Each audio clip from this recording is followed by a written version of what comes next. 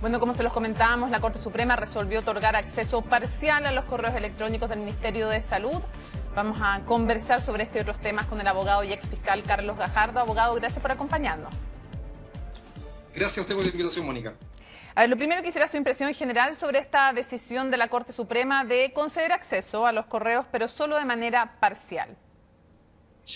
Bueno, a mí me parece que es una decisión razonable, si bien fue bastante discutido, toda vez que el voto fue de mayoría 3-2 y además con una prevención que es interesante también de analizar, en cuanto a efectivamente autoriza a la Fiscalía a poder efectuar esta incautación de correos con un par de limitaciones donde efectivamente dice la Corte ello podría afectar la seguridad nacional. Lo complejo, creo yo, es la manera en que se va a materializar este fallo, es decir, de qué manera efectivamente se va a poder determinar qué correos son o pueden afectar la seguridad nacional y por lo tanto no pueden ser conocidos ni incautados por la Fiscalía. La determinación de quién hace ese discernimiento, de qué correos son posibles de incautar y de cuáles no, yo creo que es algo que no está resuelto en el fallo y torna la operatividad de esta diligencia un tanto compleja. ¿No se puede dar por hecho que deben ser las autoridades del MinSal las que decidan finalmente quién entregar y quién no? Y ahí surge de inmediato una pregunta, porque el indagado, uno puede tener la suspicacia en este o en cualquier caso, va a entregar todo, incluso aquello que podría incriminarlo eventualmente o perjudicarlo en una investigación. Hay que confiar ciegamente en que el investigado diga qué es lo atingente o no a la seguridad nacional que está especificado como el tema de los insumos o personal militar.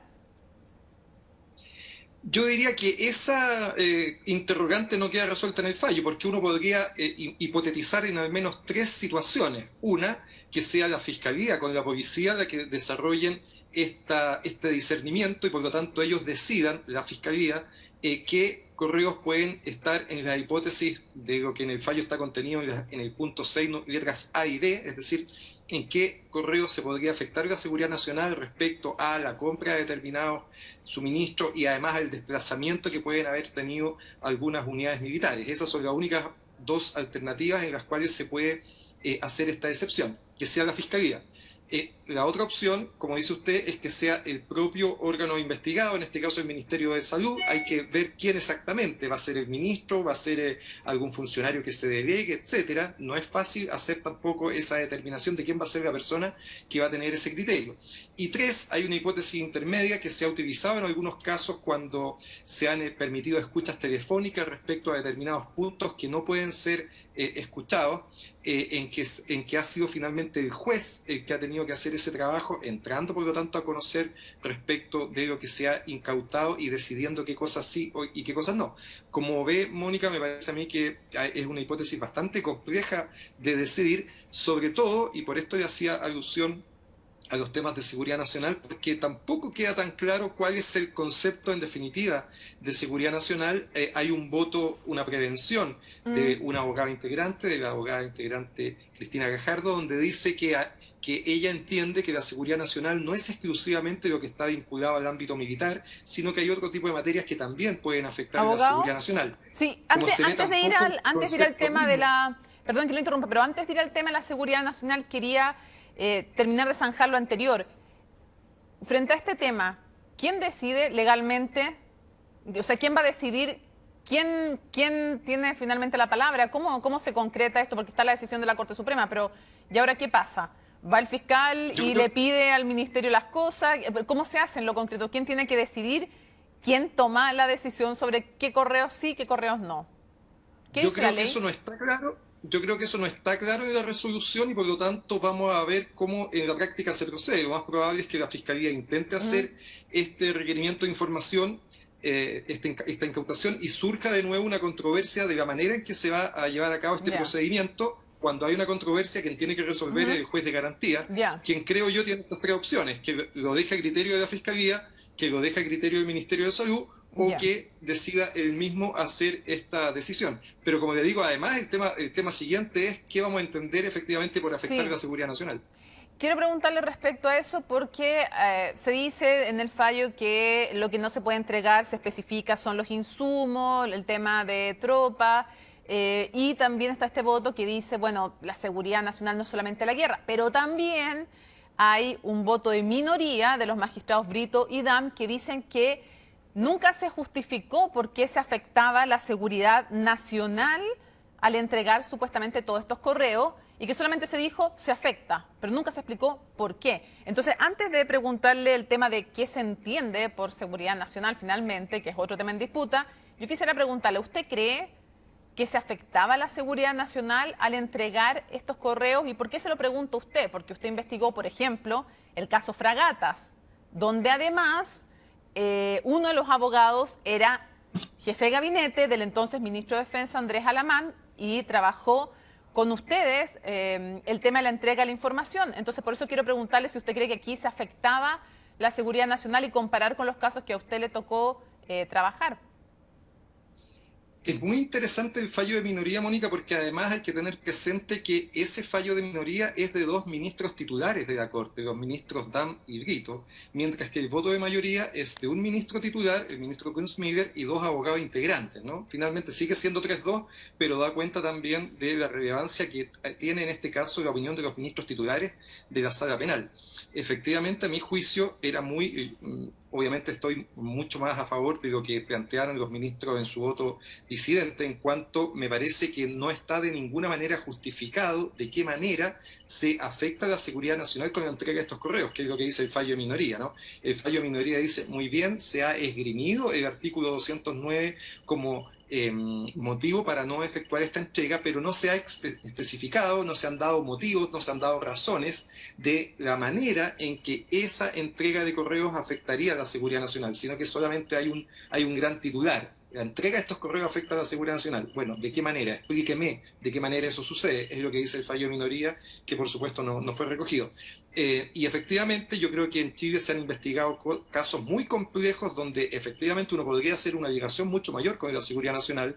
Estoy pensando en todas las investigaciones que se han hecho tanto en el sistema antiguo como que ha hecho la Fiscalía respecto a, por ejemplo, posibles corrupciones o derechamente corrupciones, porque hay sentencias ejecutoriadas respecto a esos temas, en la compra y venta de armamento en nuestro país, en el tema de las fragatas, en el tema de los aviones Mirage, en el tema de los tanques Leopard. Mire de los temas que estamos hablando. Pues bien, en esos temas se consiguió y se obtuvo una serie de información y ni siquiera se esgrimió como argumento que esto podía poner en riesgo de la seguridad nacional. Como usted recuerda, efectivamente, a mí me tocó llevar adelante el caso Fragatas.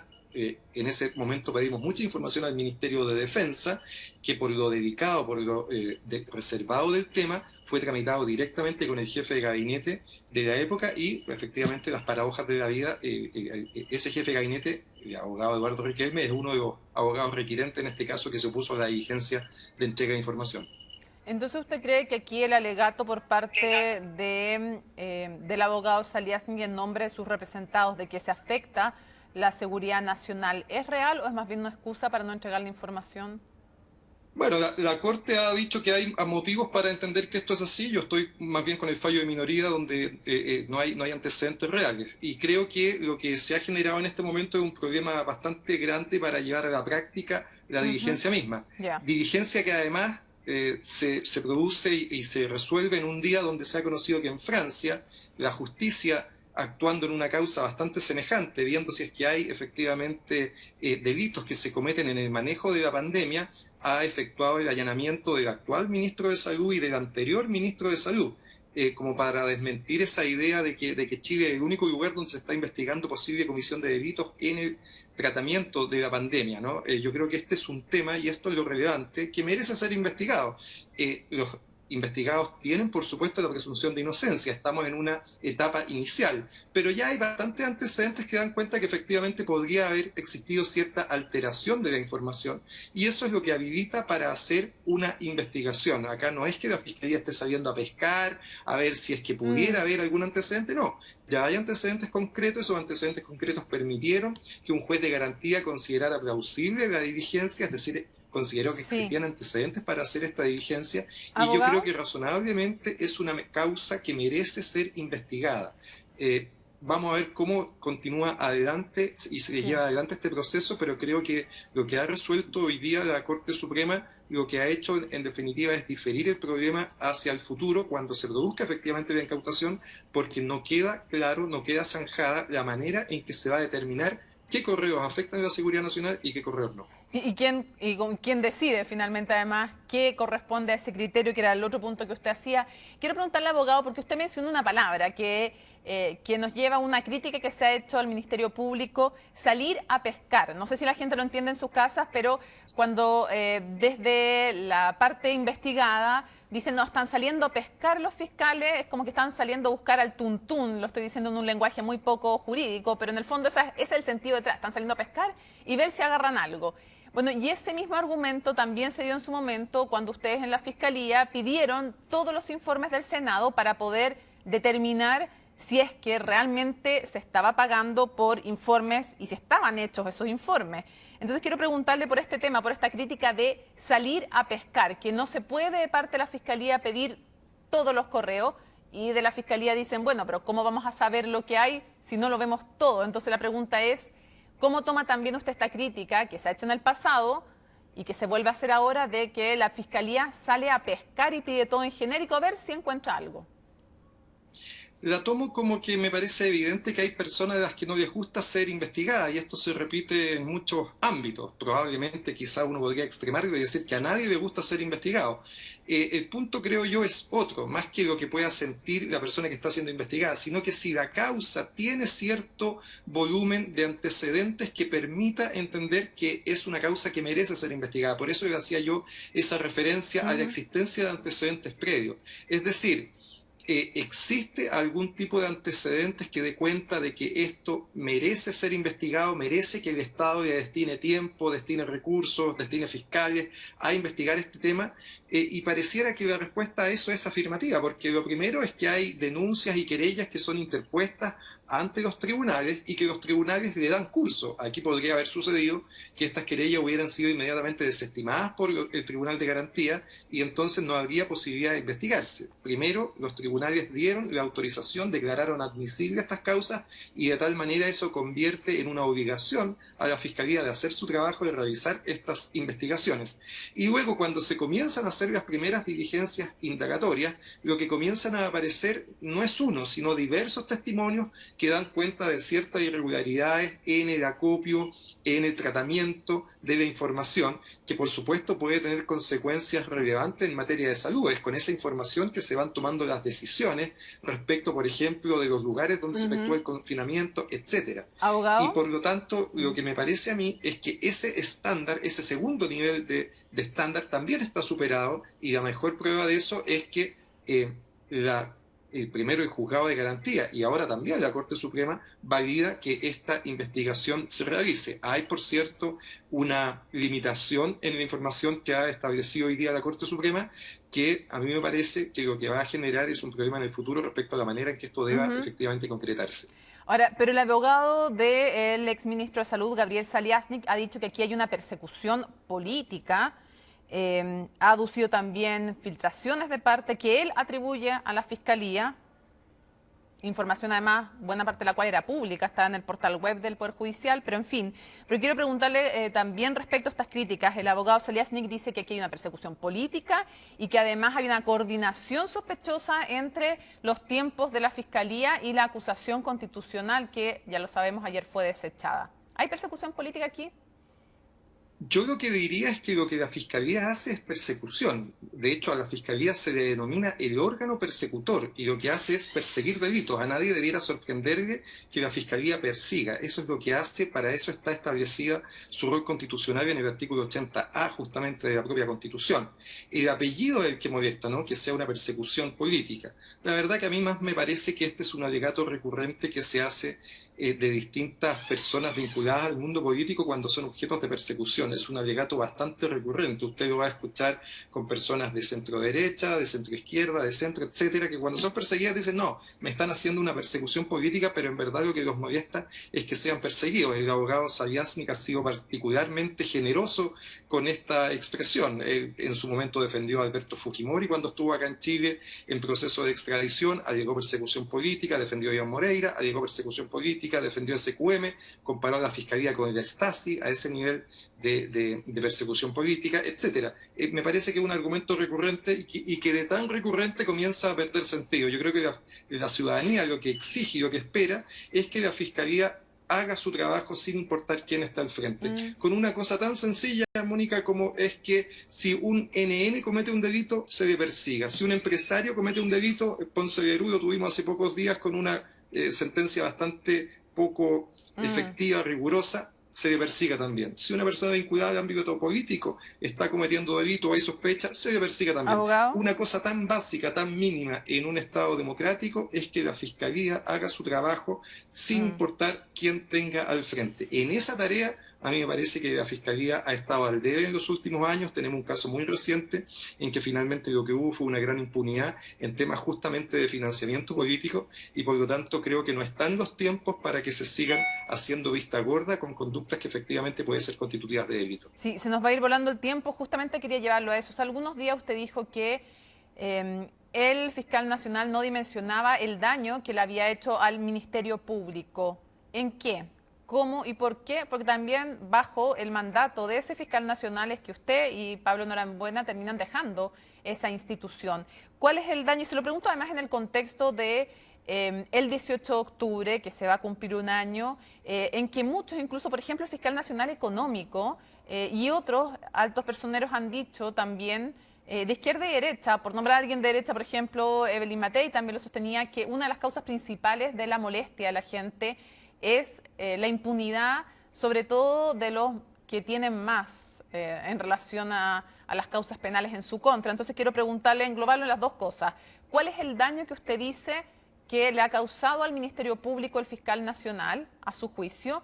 ¿Y cómo lo ve esto en el contexto, además, de la fecha que pronto se va a conmemorar?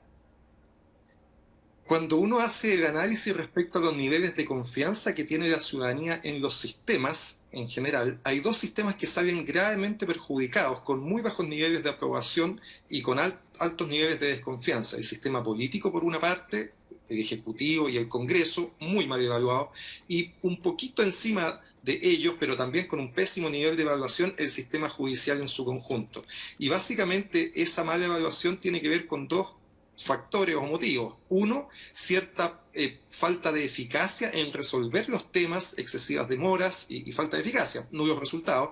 Y dos, una sensación que a esta altura yo diría tiene bastante correlato en la realidad de que hay tratamientos diferenciados dependiendo de qué persona esté al frente. Si una persona es víctima de un delito y tiene poder, probablemente el sistema se activa y actúa mucho más rápido. Si una persona es imputada en una investigación y tiene poder, lo que sucede en la mayor parte de los casos es que el sistema se inhibe y por lo tanto cuesta darle el mismo tratamiento que el resto de los ciudadanos. De esto tenemos montones de casos y creo que la Fiscalía en esto tiene una responsabilidad importante y su cabeza, por cierto, el fiscal nacional, la máxima dentro de ella. Y esa responsabilidad viene dada primero por un defecto de origen, porque la manera en que fue electa el fiscal nacional fue extraordinariamente opaca, con reuniones que no debieron haber existido y con promesas que no debieron haber ocurrido, básicamente de dar un tratamiento menos riguroso a las investigaciones que en ese momento, fines del año 2015, se estaban llevando adelante vinculadas al financiamiento político. Y dos, después de ese defecto de origen, de la manera en que es nombrado, el tratamiento que efectivamente le dio a esas causas, efectuando desmembraciones de ella, efectuando además tratamientos muy favorables en la manera en que se terminaron la mayor parte de esos casos, que hoy día lo que han generado es la sensación de impunidad respecto de estos temas. correctamente, me parece a mí, el estallido social del 18 de octubre, uno de sus grandes padres, una de sus grandes génesis, tiene que ver con la desigualdad en diversos ámbitos. Uno de esos ámbitos es la desigualdad ante la justicia. Y en eso, le guste o le desagrade al fiscal nacional, él es un gran responsable y creo que él no ha dimensionado adecuadamente aún el grave daño que le provocó a la institución y a la confianza en el sistema de justicia en su conjunto. Para cerrar, el fiscal regional metropolitano Oriente, Manuel Guerra, con el cual usted también trabajó en el pasado, eh, dijo que este informe, el Big Data, la gente no tiene por qué conocerlo, pero el Big Data era este informe de inteligencia que hace una empresa española, que al final Quiñenco le entrega a la ANI, a la Agencia Nacional de Inteligencia, y que trae unos antecedentes que por parte del gobierno en su minuto fueron calificados como extremadamente sofisticados y útiles respecto de posible intervención extranjera en los atentados contra el metro. Bueno, el fiscal Guerra dice que fue puro humo, que no hay información útil en ese Big Data, en ese informe Big Data, y que además tampoco hay claridad, que es aventurado decir que hubo coordinación entre todos los ataques y que tampoco hay evidencia de información de interferencia extranjera. ¿Cómo toma usted con el paso del tiempo justamente estas declaraciones respecto de este informe Big Data?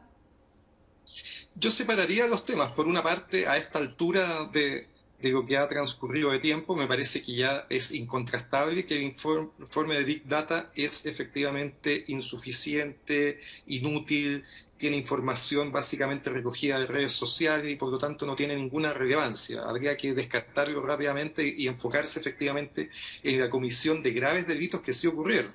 Y ahí a mí me preocupa otra cosa, más que el informe de Big Data, que coincido que es algo que hay que descartar rápidamente.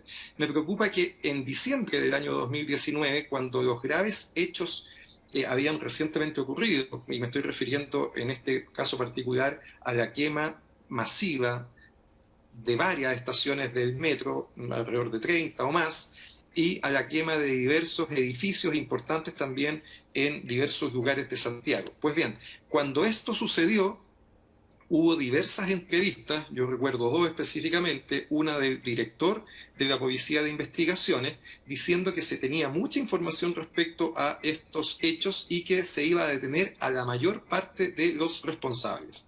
Y una segunda del ministro de Defensa de la época, Alberto Espina, en el mismo tenor, diciendo que había mucha información y que esto iban a tener la capacidad de detener a los responsables. Pues bien, ha pasado casi un año de esos hechos y la pregunta que uno tiene que hacerse hoy día es todavía, bueno, ¿y quién quemó el metro? ¿Dónde están las personas responsables de haber quemado el metro y de haber provocado grandes incendios? Que uno podrá distinguir o discutir si hubo una coordinación sofisticada o no, pero lo que no creo que esté fuera de discusión, lo que está fuera de discusión es que efectivamente hubo coordinación. Se quemaron varias estaciones del metro a la vez, una misma noche, el viernes 18 de octubre en la noche. Sofisticado o no, ahí hubo coordinación. Entonces yo, más que esperar explicaciones de por qué se ha fracasado en esto, yo esperaría más bien que las instituciones a cargo de la persecución penal, el fiscal Guerra y los demás a cargo, tuvieran resultados concretos de esto. No es posible que transcurrido un año de estos graves incendios, de los incendios del metro, donde habían un montón de cámaras de seguridad de alta resolución en los lugares, etcétera, no tengamos hoy día esa claridad. Mire la pregunta que yo creo que la ciudadanía quiere que sea contestada. ¿Quién quemó el metro? ¿Cómo ha pasado un año y todavía no tenemos esa claridad suficiente para saberlo? Hay 2, 3, 5 personas que han sido detenidas por estos hechos, pero es evidente que el número de personas que participó y el número de hechos que ocurrieron fue mucho mayor. A mí me parecería importante que en este tipo de actos, los más relevantes, es posible que los delitos nunca van a tener un porcentaje alto de resolución, pero los casos más emblemáticos, como son, por ejemplo, el incendio del metro y otros de ese tipo, debieran tener resultados. La ciudadanía es merecedora de buenas explicaciones, más que hoy día las instituciones se estén tirando la responsabilidad unas con otras. Carlos Fajardo, abogado, muchísimas gracias por habernos acompañado en CNN Chile. Que esté muy bien. Gracias a usted por la invitación, Mónica, que esté muy bien también.